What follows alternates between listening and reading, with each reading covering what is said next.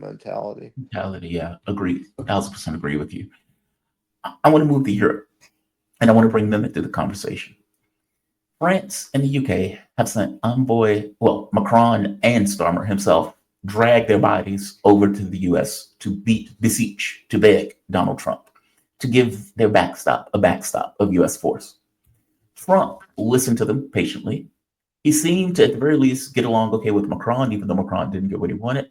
Starmer was humiliated when Trump turns to them and says, "Hey, you can fight the Russians, right?" And everybody in the room laughed.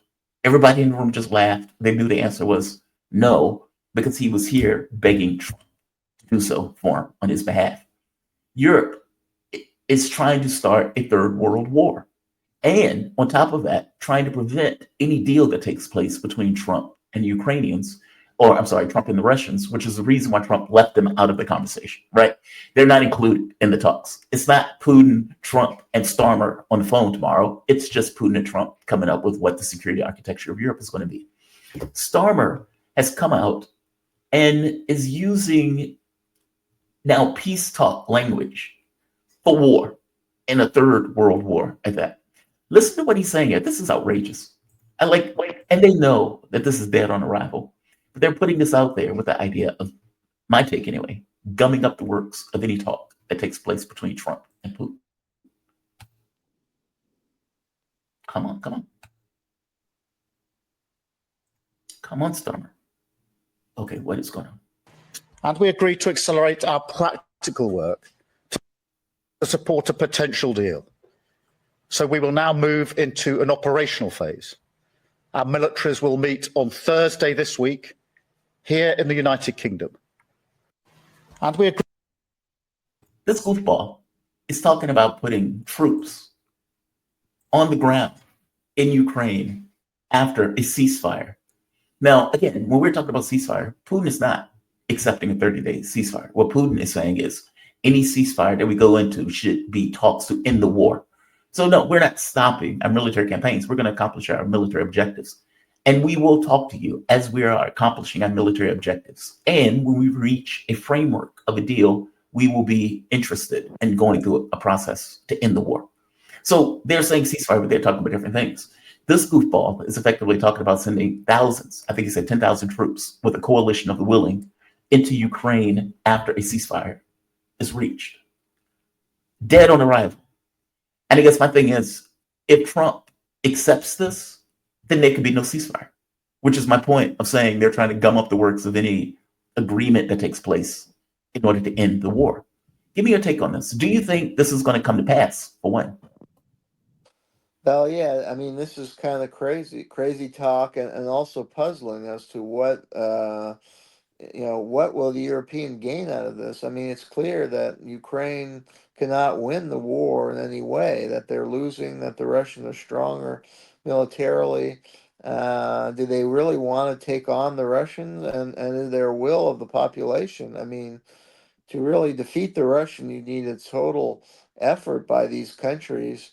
And I'm not sure the population has the interest or will to do that. There's no real stake. I mean, all this talk about Putin going to invade, Western European countries. I mean, there's no evidence at all of that. It's just kind of red peril propaganda. So, again, I think these leaders have lost public, that they're just as overzealous on this issue, irrational, and they've lost a lot of credibility and public support. They've discredited liberalism in general. I mean, this is not what liberalism stands for. This kind of bellicose foreign policy. I mean, that's what you would associate with fascists, just starting wars, taking on the Russians. I mean, that's what Hitler did. So they discredited liberalism, and they paved the way for the far right because the left is dead. So the far right, look at France. I mean, the far right has become in power with Jean-Marie Le Pen and his daughter. Look at And Germany. yeah, Alternative for so, Deutschland. I mean, they were considered a Nazi party yeah, and nowhere near power. They were the number 2 party in Britain. exactly. I mean, in Germany today. Yeah. So they're just discrediting liberalism, and it's paving the way toward the slide toward fascism in Europe. So it's horrible. I mean, it's just horrible. And I mean, yeah, if you study the historical pattern, when liberalism collapses, like in the Weimar Republic, you can get fascism, particularly if the economy goes into the tank. And I mean, the European economy not very strong right now. No. And the destruction of the Nord Stream pipeline did not help that. The energy costs are way up. So, I mean, these leaders this Russophobia has really harmed their own populations, and Do you this think anger will boil over. Yeah. do you think they're pushing this hard because they're effectively trapped in their own narrative? Like you spend 3 years working with the US saying, hey, our economy is going to take a hit, but we're taking this hit for Ukraine. The Russians are going to take over everything. They're going to go rummaging through all of Europe. They're going to be on the English Channel. We must fight the Russians there so they don't necessarily get here. And then you have Root coming back saying, hey, we need to normalize diplomatic relations with Russia at some point when the war ends. You get Trump trying to resume diplomatic relations, removing, or at the very least saying we got to remove some sanctions. You have the banking sector that are trying to get back into Russia, like Visa, MasterCard. Apparently, they have a heads up on something that's coming. You have Witkoff saying that the war could be over with within a few weeks, meaning they could come up with a ceasefire proposal or deal within a few weeks, not months on end. Is it that these guys are just trapped in their narratives? That you went so far on that plank that you just can't walk it back?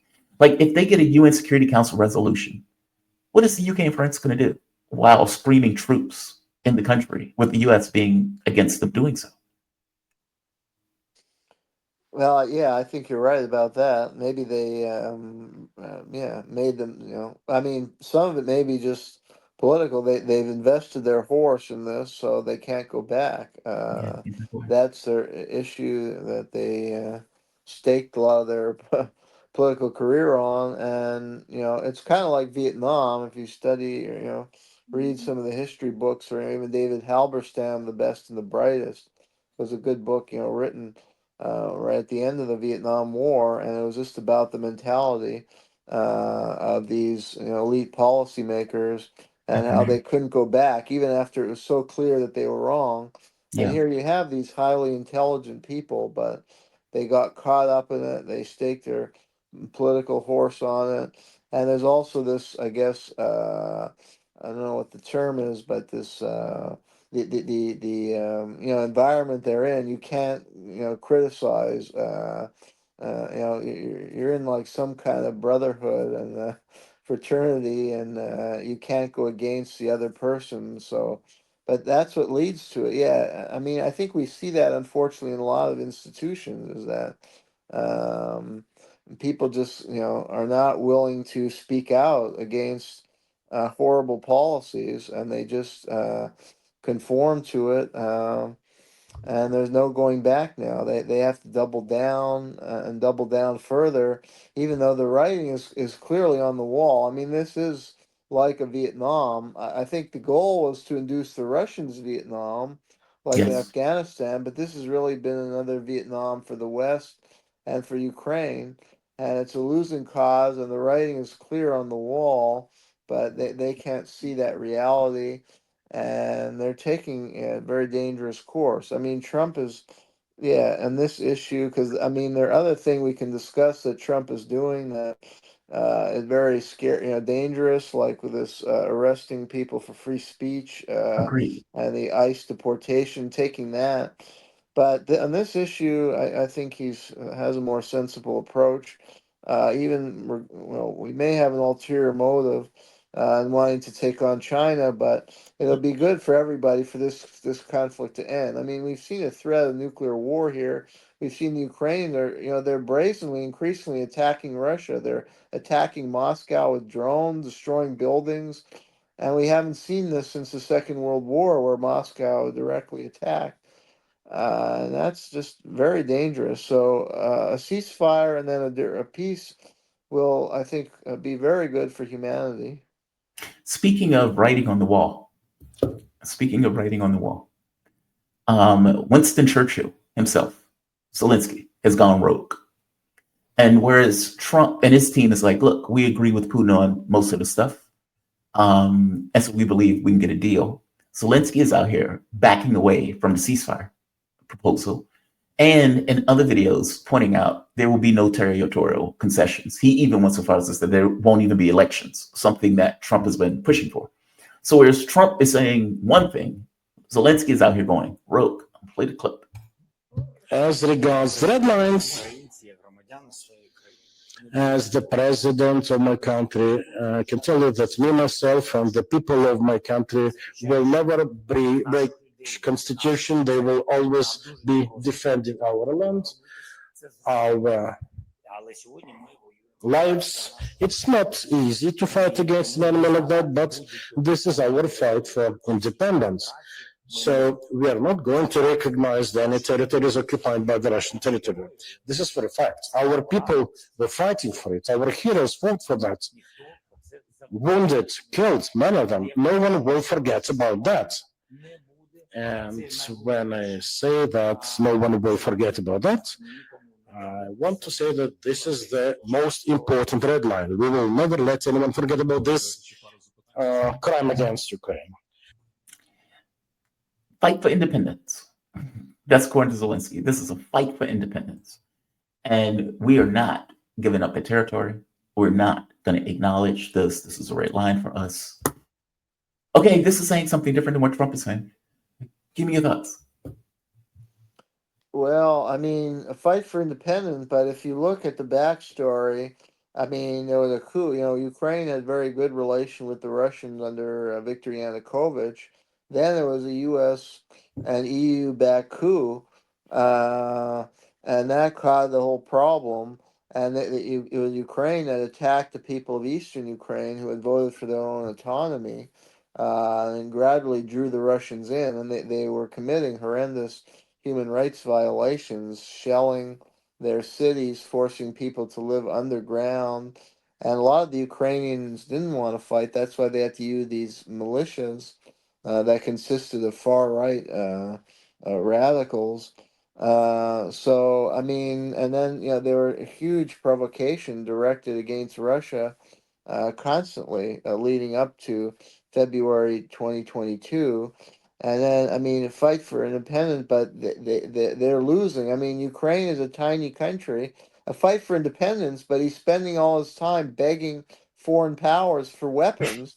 What kind of fight for in the American Revolution did George Washington spend his time in Europe and Russia begging them for more and more weapons? Because they didn't have the wherewithal to fight the British on their own. But in that case, British directly occupied their country. Russia never occupied a country at all. They've just taken on a bigger country that they have no chance of winning. I mean, it's a fool's crusade, and they're all dying. I mean, you can call them heroes, but they're all dead. They're not serving their family or country by dying ultimately. So, I mean, I feel sad for all those people and families. But I mean, they were used. They allowed themselves to be used as a pawn of the West and their designs of trying to weaken and destabilize Russia and using Ukraine as a platform for that. And it's sad to see. The West uses countries, and we've seen that in other wars. If you study other war, they'll use and manipulate people, whether it's the Kurds, the Hmong in Laos. So these people ultimately don't benefit. Henry Kissinger said it's worse to be a friend of the United States than an enemy. And Yeah. we're seeing that playing out in real terms. And I think Zelensky will be ultimately viewed as the worst leader in Ukrainian history. He sold his country out to foreign interests. I mean, he sold out a lot of Ukraine's. To fight for independence, why has he sold out Ukraine's economy to Wall Street? I did an article that showed a lot of the land is being bought up by foreign interests and Wall Street banks, and that he's invited foreign corporations in to the extent that they're taking over Ukraine's economy, and there's a process of deindustrialization going on. So that's not a fight for independence when you're transforming your economy into that resembles more colonialism or foreign powers countries control it. And so, and there's a film by Scott Ritter that showed his made a claim that he was an agent of the British, and it showed that when he went to Britain, he went right to the MI6 office and met with the director of MI6, and that's pretty odd. Ritter was pointing out. So, yeah, clearly this is a leader who sold his country out to foreign interests and doomed his people. And that's why I'm just waiting. Why will they continue going along with this and sending their youth to their death? There's going to be revolt in the Ukrainian army very soon, I think, unless they're just fooled, if they just all want to die, because Russia could ultimately take over the whole country. I mean, Want they're to. going to lack the manpower at a certain Yeah. point. I don't think they want to do that. Like, I think they had very specific military objectives that they want to accomplish. Yeah. And taking over all of Ukraine and ending up in a guerrilla war with West Ukraine is probably not something that they all that much want. I suspect they want a deal if they can get one. I And agree look, with I you. agree with you entirely. The idea that a country that was overthrown in 2014 is fighting for independence is astonishing to even say. Like, they lost their independence in 2014 when a band of goons backed by the US helped overthrow the democratically elected government of that country. And ever since, they have been a client state of either, like you say, US or British interests. I mean, Kursk is a really good example. Like, a British conceived project that Zelensky thought was fantastic, and that people like me was like, okay, this is a fool's errand. You people are going to die or get pushed out. You're not going to hold on to that land. And those people are going to die or get pushed out. And it doesn't seem like they have the ability to be pushed out at this point. So they're either going to die or surrender, one or the other. I think you're absolutely right. Like, it's like, this is not what independence looks like. This is something else. But he's going to argue the point. That is where he's going to stand. I guess my thing is, when you have the US effectively negotiating on behalf of Ukraine, which I think is going to take place tomorrow when Trump and Putin talk, they're going to talk about, okay, what does this look like? Zelensky, they've lost the war. And, he could say no territorial concessions all he wants. The conversation that is being had is, how do we get rid of Zelensky? Not necessarily with Putin and Trump, but that is a conversation that the US is having with various entities in Ukraine, where they are saying Zelensky is going to be out. They're going to find a way to kick him out, regardless of him saying, I'm staying, I'm staying. They're going to, no elections that they are doing, and political coalitions are forming in Ukraine to find a way to get rid of Zelensky. Because at the end of the day, when the surrender document is presented, somebody in Ukraine with some level of legitimacy is going to have to sign it. And it's not going to be Zelensky. It's not going to be him. At least I don't think it is. What's your take on that? Well, that just goes to show. Yeah, he says he's fighting for independence, but he's not even the one negotiating with Putin. It's these other powers Right. that really have the power to end the war. So that says it all uh, about what we're saying. Good point. Very good point. He's not the one that's negotiating. Trump and Putin are negotiating. Yeah, and he They are going doesn't to come even up with a matter. deal. He's the head of state of his country, and he doesn't even matter. Yeah, So, yeah, that's a really good point. Really good point. Super point. From your take on this, are you optimistic? I've asked everybody who covers this question, because a lot of people, their heads are in a tailspin on this and how fast Trump is moving, because he seems to really not care in comparison to the Biden years. Are you optimistic that this is going to be a deal, and it's going to go through, and it's going to be a lasting deal that resolves the security situation of Europe? I wouldn't say so. I don't fully trust the Trump administration. I think Nor should they'll you. I don't think the U.S. has a history of promoting peace agreements that would serve some kind of ulterior agenda. Are they really going to give Russia what it wants? Allow Russia to take over all this new territory. Demilitarize. I mean, I think Putin's goal has been to demilitarize Ukraine, no the NATO expansion in Ukraine. Now he's going to want to, have all that territory. Maybe he'll give some of it back, but uh, I mean, I don't know. I think on one hand, yeah, I think It's possible. I mean, Putin not demanding too much, and if the U.S. goal is to, pry Russia away from China, recalibrate U.S. diplomatic relations with Russia, I think they will agree to a lot of the Russian terms. On the other hand, there are these neoconservative elements and the Cold War mentality will still want to, screw over the Russians. I can't predict what will play out, but Oh, you're I supposed hope to be for a the best. prognosticator. You're supposed Yeah, to I'm take the not a good risk. prognosticator. Yeah. Oh, you don't want to take the risk. Um, I will take the risk. And I will say I think Trump is serious about trying to end it because I don't think he cares about it. I think he considers this to be Joe Biden's war. Yeah. The catch, and I guess the question becomes, is the US president capable of accepting the terms of the Russian president? I want to demilitarize Ukraine. They're not going to be part of NATO. This territory is now part of the Russian Federation. You will not go after the Russian language. Can he accept that? I mean, the fact that he's saying that Ukraine is going to have to give up territorial concessions on some level, at the very least, means that he accepts the fact that that territory is not going back to Ukraine. Now, to your point, how much of that land goes, if Putin is willing to give anything back, becomes part of the question. There will be no negotiations over Kursk. Russia has effectively liberated all of that territory. We'll see. We'll see. Jeremy, thank you, my man. By the way, and just to give the audience on the heads up of who you are, Jeremy is a managing editor of Covert Action Magazine and author of several books on U.S. foreign policy. Jeremy, where can people find you? You can find me at Covert Action Magazine, and also I have my own Substack, Too Hot for the Mainstream. So check me out there. Too hot for mainstream. Hot damn. Yeah, Jeremy, my man, thank you for this. Really appreciate it. my pleasure. Always great to be with you. Absolutely.